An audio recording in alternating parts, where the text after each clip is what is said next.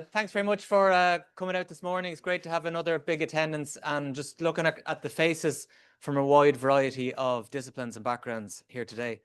So this morning we have Devon Kerins from the School of Civil Engineering, joined just in January of this year. So she's only getting acclimatized because she had to spend a little bit of time in China at CDIC in Xi'an earlier on this year. So I'll give a plain English understanding of what I think she's going to talk about. So the application of transport modelling and its lessons to underground or to groundwater quality and impact and understanding the impacts of climate on that. So I'll hand over to Devon and she will give you a presentation. Thank you very much. My name is Devon Kerins. I'm a new assistant professor here at the School of Civil Engineering. And I started in January, so I'm happy to be here, kind of introduce myself, a bit about my work, and thinking about how we can use reactive transport modeling to understand how climate change and anthropogenic impacts are affecting our water resources. And so I think we're all aware the all-encompassing role water plays in our lives, in our environment, and especially under climate change impacts, we're seeing our water resources becoming more scarce and also more unpredictable. However, it's really only within the last few years that we've begun incorporating water quality into our water scarcity estimates. And so it was the United Nations Water Development Report estimated nearly 60% of the world's population will face water scarcity for at least 1 month per year by the year 2050. However, this report really only looked at water quantity. When we start to incorporate water quality into these scarcity estimates, that scarcity estimate raises to about 70% of people facing water scarcity for 1 month per year by 2050. And this equates to about 6.1 billion people worldwide. And so when we think about water quality and adverse water quality, it really has this compounding effect on water scarcity. However, understanding how water quality is going to change in the face of climate change is actually a difficult endeavor, as water quality depends on not what just we can measure on the surface of our landscape and within the stream itself, but also what's going on under the ground. And so while we do have precipitation raining down onto a land surface and we see some of our stream flow coming from the surface runoff, the majority of our precipitation is going to infiltrate into the subsurface and actually enter our stream via different groundwater flow pathways. And so as this water flows through the groundwater flow pathways, it interacts with different biogeochemical reactions that can produce these mobile solutes, or basically dissolved molecules in our water, that can then be carried by these different flow paths to our streams. So what we're seeing in our streams is largely going to be this balance between these biogeochemical reactions producing those mobile solutes and then these different groundwater flow paths that may be active in the subsurface, flushing these solutes to our streams. However, understanding these subsurface processes is really still a complicated endeavor, because the subsurface is essentially a black box to us. Again, we can easily put instrumentation on the surface of our landscape and also in our streams, but being able to see what's going on under the ground is really difficult. And this doesn't mean that we don't make many efforts to try and measure what's going on under the ground. We do a lot of instrumentation in the subsurface. This is a really labor-intensive process. I don't know how many of you have dug a soil pit before, but it's back-breaking work, especially when you're doing it in remote areas. So this was an example of a mountain watershed we were working in, digging a soil pit on basically like a 30% grade slope. So it's really hard work. And when we actually measure the subsurface and different indicators of biogeochemical processes, the different rates of reactions and flow pathways going on in the subsurface, we find are orders of magnitude lower than what we would measure in the lab. And we also find that different insights we get from these point measurements in terms of how our water quality may be changing and these processes may be changing don't actually scale up from that point measurement to these larger watershed or even regional scales that would be more applicable to policy and decision makers. And so this means we just lack a lot of data to be able to make these assessments on how our water quality will change under climate. And so this is where reactive transport modeling can help us understand how these subsurface processes may change and thus affect our stream water quality. So with these reactive transport models, we can simulate both the hydrology and thus these different subsurface flow paths that contribute to the amount of water in our stream, as well as the different subsurface reactions or biogeochemical reactions that are producing these solutes that we then see emerge in our streams. And so just to give you kind of a taster of using reactive transport modeling to investigate these subsurface processes, I wanted to take a moment to talk about a project I did looking at dissolved carbon. So as people who live in Ireland, I think that you could probably think about how dissolved carbon may be important in streams for water quality. And so when I think about dissolved carbon in streams, I tend to focus on these two kind of lumped forms of carbon. The first is dissolved organic carbon, which I'll refer to as DOC, and the second is dissolved inorganic carbon, which I'll refer to as DIC, and represents the sum of all different species of dissolved carbon dioxide, basically in water. Okay.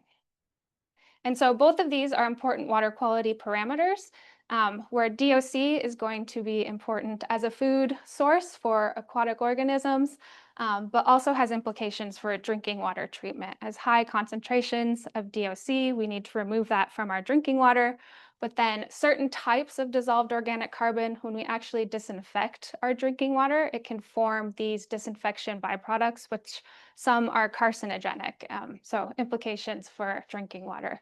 But dissolved organic carbon is going to be produced when organic matter is dissolved into water, basically. And so we tend to find a higher amount of dissolved organic carbon in these shallow soils where we have a higher amount of organic matter stored. So these shallow soils, as we get leaves, vegetation falling on the ground, we have more of that carbon available to be dissolved in the organic form. On the other hand, DIC is going to be produced through two main mechanisms in a natural environment. The first is microbial respiration, or that consumption of organic matter and conversion of that organic matter into CO2. So just like we do, we eat food and breathe out carbon dioxide. That carbon dioxide then dissolves into the water and then speciates, combines with water into these different solutes, which then make up DIC. When carbon dioxide also dissolves into water, it makes that water a bit more acidic. And so we see that actually dissolve rocks as a driver of rock dissolution.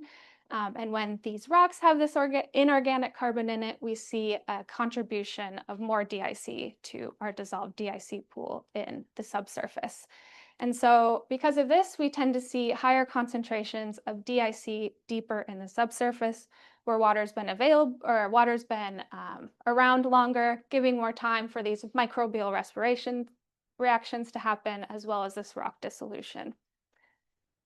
And so these are also nice solutes to start thinking about their vertical distribution and how this framework can give us insights into how subsurface flow paths change and how then that might result in different stream chemistry. And so, for example, when we have low flow times in our streams, we're going to have a majority of our stream flow coming from these deeper groundwater flow pathways. And so we'll see higher concentrations in our stream of this dissolved inorganic carbon, and then lower concentrations of this dissolved organic carbon. If we contrast this to higher flow times, our water table raises in the subsurface, we get more active flow through these more organic-rich shallow soils, and we'll see this greater concentrations of organic carbon in our stream, but these lower diluted concentrations of dissolved inorganic carbon. And so now that we have this framework, an idea of how solutes are stored and transported from the subsurface, and the different processes that produce these solutes, we can think about applying this in a reactive transport model to understand how climate is going to affect water quality. And so this is an example from a project I worked on in Coal Creek in Colorado. And so this is a high elevation mountain catchment. And these high elevation catchments are actually warming at a faster rate compared to lower lying areas. And so this is concerning as most of the stream flow in these areas are going to be generated by snowmelt. So when we have higher temperatures, we see a lower amount of snowfall, a lower amount of snowmelt, and lower stream flows. And so we care about the water resources in this area as these mountain environments in the Western United States actually provide the water resources to 60 million people in the Western US, throughout the Western US. And then when we're thinking about carbon as well, there's actually a town at the mouth of this watershed called Crested Butte, and the water is uptaken into a water treatment plant. And so all the water here is used for drinking water for this town. So higher elevated levels of carbon would cause concerns for the drinking water processes. And so I wanted to understand how the stream carbon production and export was going to change under climate in this catchment. And so I utilized a form of a reactive transport model, which is a watershed scale reactive transport model, thinking about how the watershed as a whole and the processes throughout the watershed are contributing to the stream water dissolved carbon we're seeing. And so in this reactive transport model, we simulate 3 different flow paths that can contribute to our stream flow. The first is this quick flow path, and this is going to represent the stream flow contributions that are coming from the land surface. When the catchment's really wet, our water tables are really high, and we're getting that kind of land surface runoff. The second flow path is occurring through this shallow zone. And so this is going to represent our soil water interflow. And so that's when our water tables are higher up in the subsurface. And again, we're getting that contribution of stream flow from these shallow soils. And the last is this deep zone flow path, which again is going to represent that water that's infiltrated deep into the ground, slower moving, and has had much more time to interact with these rocks and microbial reactions. And so within each of these zones, we can then simulate the different reactions that are producing our solutes of interest. And so in this case, we simulate again that DOC leaching reaction, that dissolution of organic carbon to DOC, as well as that microbial respiration or transformation of organic carbon to inorganic carbon. In the deeper zone, we also simulate that continued degradation of organic carbon to inorganic carbon, as well as any rock dissolution that could be contributing inorganic carbon to our DIC pool. And so we then use measured stream chemistry and discharge data to calibrate our model and really tune those production and export reactions that are happening in the subsurface. And so our model is going to output different rates of production and export in both the shallow and deep zone. And so I know this is a lot of lines on this graph straight away. I don't expect you to understand it straight off, but what's important to note, and hopefully I can point out, is that we find during the highest discharge times, represented by this blue line, we see peak production, which is in this panel here, so the production of DOC and DIC, and peak export, which is in this bottom panel, are occurring during this peak discharge. So again, when our catchment is wetter, we're getting more of that production of DOC, and we're getting more of that being flushed to our streams. Conversely, and also we can see that these are marked in these solid lines. So these solid lines represent that shallow zone flow path. And so we're seeing that the shallow zone during these wet times is the dominant producer and export of the carbon we're seeing in our streams. If we contrast this to our lower flow times, we can see that the shallow zone production and export rates drop or basically become zero. And we see a greater contribution of both production and export of DOC from these deeper zone processes marked by this dashed line. And so, in other words, with a more conceptual figure, when we have wetter times with higher discharge, which is going to be more representative of our historical catchment functioning, we see, again, these water tables higher in the subsurface, so more of this shallow zone contributing to our dissolved carbon production and export. However, when we have drier and warmer times, we see the production and export from the shallow zone really drop and wane. And we actually see a greater amount of our water and carbon coming from these deeper zones. And so this is really emphasizing the importance of these deeper zone processes, but also in a warmer and drier future, we're going to need to have even greater understanding of these subsurface processes to be able to predict how our water quality is going to behave in a warmer future. And so this is mostly talking about natural systems in this example, but as we know, as humans, we modify our landscapes a lot. And so basically, we're altering all of this subsurface understanding that we have. We dig up the subsurface, we put in pipes, we put in different irrigation measures, we till the land, and so really stir up how we think about the processes that may be driving our water quality. We also introduce new sources of solutes in different parts of our landscape that we wouldn't normally expect, as well as introducing new pollutants to our landscapes, like metals as well. And so really understanding how the anthropogenic impact in terms of our landscape modifications, as well as climate, is going to be really important to understanding how our water quality is changing in our future. And so the research program I'm developing here at UCD is going to be looking at how we can modify these reactive transport models to integrate tracers of these different sources and processes that may be driving water quality that we might not expect. So for example, we're working on a project looking at urban water quality and thinking about how we can use stable carbon isotopes to understand where dissolved carbon may be coming from in the system. Is it coming from the weathering of our surface infrastructure or these more typical respiration processes or rock weathering? And so, yeah, I hope that gives you kind of a quick taster of the power and utility of reactive transport modeling for understanding water quality. And thank you all for your time and attention. And I always like to shout out to all my collaborators because as a modeler, I rely on a lot of field scientists and analytical scientists to actually gather the data and make the measurements. And so with that, I'd like to take any questions you may have.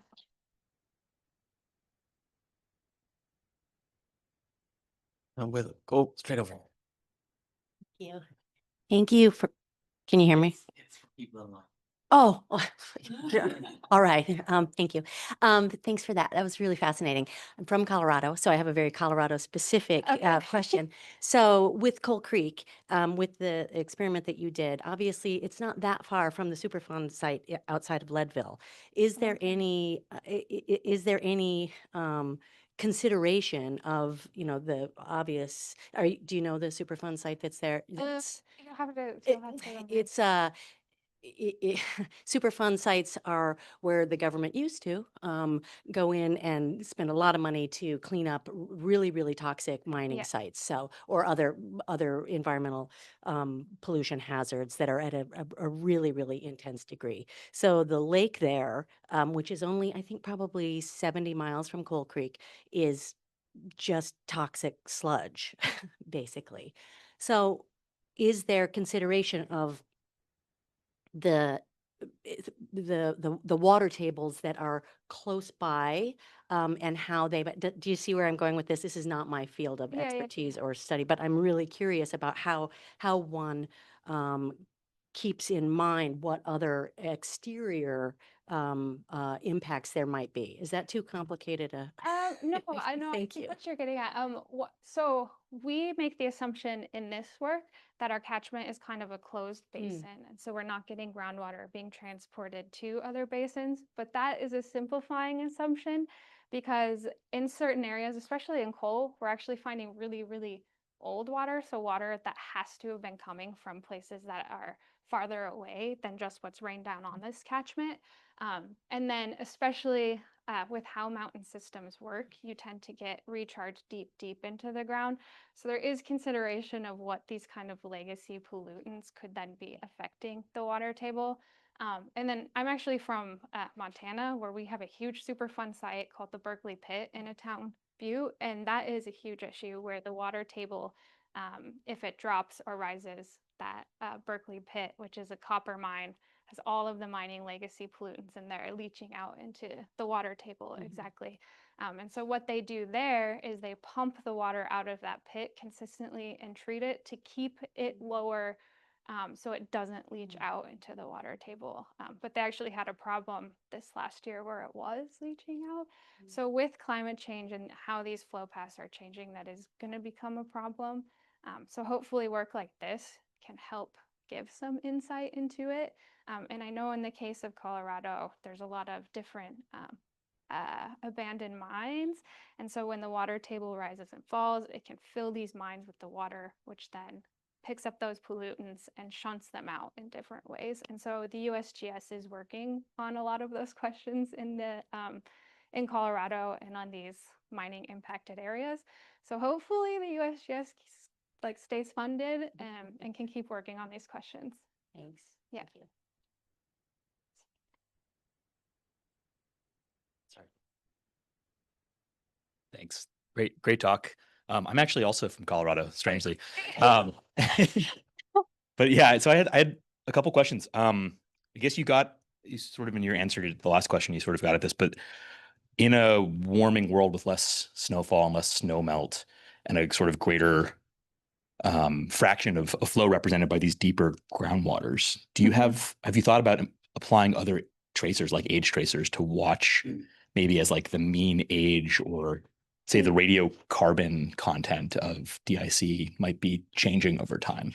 Yeah, I have thought about that. I would love to get into that stuff. So part of this work, which I think ended up, we were developing this reactor transport model while we were working on this, and we wanted to get at like the young and older water fraction and thinking about how we can link that to the reaction rates of these different production mechanisms. But obviously, like within the scope of this was some of my PhD work, it was like outside of that. So that's definitely something I'm interested in and have been thinking about. And especially in coal, they have been using radiocarbon isotopes to like track how old the water is. But then they're also finding there that's, yeah, some of the water is like tens of thousands of years old. So like where is that water coming from? So yeah, that's like really interesting. Cool. We should talk. Yeah. Yep. Thanks for that. I guess I'm interested in kind of mitigation measures or like what we can do specifically. So my background is in animal welfare, and I've had to suddenly get interested in nitrogen going down. Particularly from last week, we took a study group of pig farmers from Ireland to see high welfare systems in Austria. And the best system were these beautiful tents with deep straw outside, and it's sort of in a big pen. The pigs just absolutely loved it. It's currently illegal in Austria because of the potential for nitrogen to go down. So I was wondering, what are there possible kind of ways to capture or prevent leaching or? Yeah, so I haven't gotten into the mitigation aspect as much in my research, but what I understand is like keeping the water there for a lot longer time to allow denitrification reactions to occur. One thing with nitrogen and especially like nitrate pollution is we've used agriculture on our landscapes for a long time. So there's a lot of legacy nitrogen in our groundwater as well. And that, I think it's Kim Van Meter does a lot of work on that, and Nandita Basu out of Waterloo. But they show that it's basically decades where you have to think about those legacy impacts of nitrate pollution too. So yeah, it's really about allowing the water to stay in the ground enough time for those remediation reactions to happen. Great, thank you. Thank you. Very nice talk. Thank you. In terms of these different layers, capacities of the DOC, DIC, I would imagine that this capacity is changing in time as well. As the water is passing, it will eventually diminish the capacity of the quantity, the content of these different carbon sources. Can you say anything about that in the model? Yeah, so they're always going to be like the reactions are still going to be happening even when there's not certain water, because you'll have water stored in certain pore spaces. So when we think about like DOC, for example, we might have water in a pore space leaching out, and then DOC can also sorb to the soils. So you will have some stored in the subsurface when it's drier that then can get flushed out too. And then we're always going to have groundwater kind of dissolving the rocks in the subsurface as well. So it's basically, again, how much is being flushed out to the stream where we can see. And again, this gets into that subsurface question of like, we don't actually know a lot of the time, like how much is being stored where. That's an open question. And so one thing we like to think about with reactive transport modeling is kind of like hypothesis development too for these types of questions. Yes. Thank you. Any final question? No? Okay. We'll leave it at that one. Thanks a million. Thank you. Thank you for all your questions. It's great to have another perspective and a different area come to share their insights here today, and great to have a really diverse group asking questions as well. So thanks a million. Hopefully we'll see more of you at our various events. Obviously Devon is a new member, so delighted that you've all come along to make her feel welcome. Keep your eye out on the email. You know, there's lots of events coming up. The one highlight one is we've an event on in Molly in 2 weeks, Tuesday the 20 something, on green carbon, blue carbon, not green carbon, blue carbon. So have a look at that. We'll talk about a bit more about that maybe next week, but keep an eye out. It's up on Eventbrite now. So we've got a really good panel that'll be on in town. So thanks everyone, and enjoy the tea and coffee and the homemade cookies. Thanks to Devon. Thank you. Thank you.